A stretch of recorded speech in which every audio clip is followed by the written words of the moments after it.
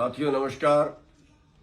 साथियों, कल मान साहब ने एक बयान दिया है जिसमें भगत सिंह को उग्रवादी कहा है और हरियाणा वालों को कहा है कि आपको शर्म आनी चाहिए कि आपने पंजाबी मुख्यमंत्री बना दिया है।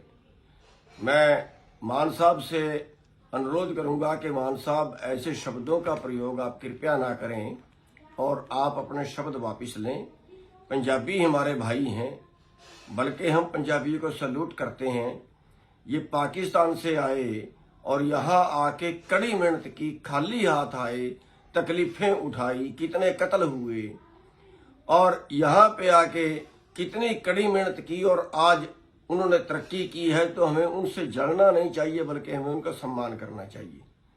और हम सभी भाइयों का सम्मान करते हैं। हमारे पास तो बिहार से मजदूर आते हैं, हम उनका भी सम्मान करते हैं, उनको भी गले लगाते हैं।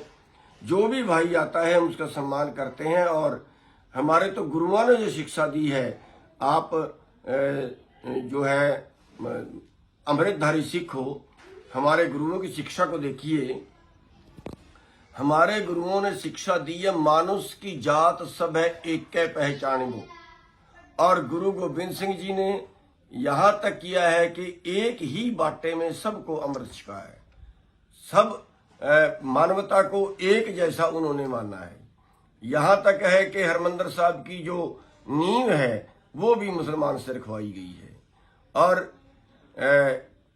हमारे तो जो गुरु रहे हैं उन्होंने यहां तक कहा है, अव्वल अल्लाह नूर उपाया, कुदरत के सब बंदे, एक नूर से सब जग उपजे, कौन पले कौन मंदे। यानी इतनी शिक्षा उन्होंने मानवता के लिए दी है और हम ऐसे शब्द बोलें तो ये अच्छा नहीं लगता, दुख हुआ है। और जहां तक शहीद भगत सिंह जी का सवाल है, उन्होंने जो किया है वो देश को आजाद कराने के लिए किया है। ऐसे तो जो हमारे सैनिक सीमा पे लड़ रहे हैं वो अगर दुश्मन पे गोली चलाते हैं तो हम तो उनको भी फिर उग्रवादी बोल देंगे। देश को आजाद कराने के लिए भगत सिंह जी ने कुर्बानी दी। उसको पता था बम फेंक रहा है, पहली बात तो यह कि बम फेंक रहा है वो उनको मारने के लिए भी फेंक सकता था। असेंबली में बम फेंका है, उसको पता था कि मुझे शारीरिक यातनाएं दी जाएंगी, उनको पता था मेरे को जेल होगी। लेकिन उनका जो विचारधारा थी वो ये थी कि देश को जगाया जाए, जनता को जगाया जाए। और उन्होंने जनता को जगाने का काम किया और खुद फांसी पे चढ़े, कुर्बानी दी, अपनी कुर्बानी दे के देश को जगाया।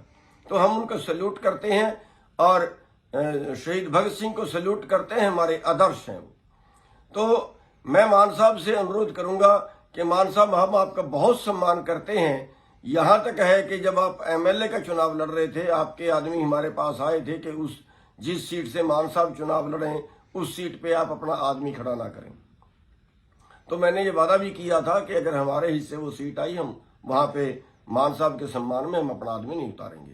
हम आपका सम्मान करते हैं, अब भी करते हैं, लेकिन हमारा अनुरोध ये है कि हम ऐसे शब्दों का प्रयोग ना करें जिससे लोगों को बुरा लगे या लोगों के मन में कोई दुष्भावना बैठे।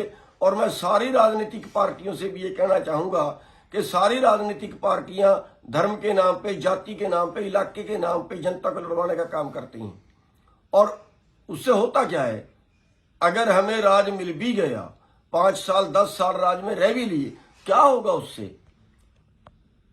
फिर वही होता है जो हम पाप करते हैं, लड़वाने का, आपस में फूट डालने का। हजारों बंदे मारे जाते हैं इन चीजों के अंदर, एक दूसरे से झगड़ के। रिजल्ट क्या होता है? तप से राज और राज से नरक। तो सारी राजनीतिक पार्टियों को समझना चाहिए कि हमें आपस में सद्भावना। राजनीति किसके लिए करनी है? राजनीति करो गरीबों के लिए, राजनीति करो उनके लिए जिनको रोटी नहीं मिलती, राजनीति करो उनके लिए जिनको, जो असहाय लोग हैं।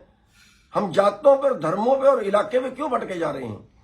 तो मैं फिर एक बार ये कहना चाहूंगा कि हम हरियाणा वाले हैं, हमारा भाईचारा है, हम सबको, चाहे हम किसी जाति से, किसी धर्म से जुड़े लोग हैं, लेकिन हम भाईचारा बना के रखते हैं। और जो पंजाबी हैं वो भी हमारे भाई, हम सम्मान करते हैं।